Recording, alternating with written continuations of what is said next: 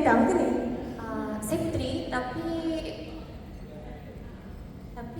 Tapi apa? saya puteri Gunung Jerai. Apa? Apa? Saya puteri Gunung Jerai. Lah, Puteri Gunung Jerai katanya.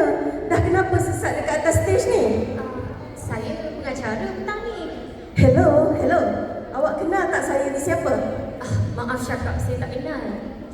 Itulah kan, semua orang tahu kan kat sini saya pengacara Majlis Puspanita Haiti nombor 1 kan?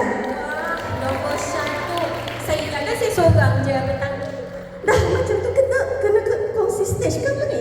Bukan takat kongsi stage, payment pun kita kongsi. Allahu Akbar, kena kongsi payment. Tak apa boleh buat dia, hidup ni keras kan? Betul, hidup perlu diteruskan. Baiklah. Saya Nur Aimah binti Muhammad Nur atau lebih dikenali sebagai Amy. Dan saya Izrin Siti Zulaka, boleh panggil saya Izrin. Kami ingin mengucapkan selamat datang ke Majlis Haiti Puspanita Hijab Band Negara Malaysia. Baiklah, bagi memberkati majlis kita petang ni, kami menjemput Puan Siti Mariam Abdullah untuk membacakan doa. Dipersilakan.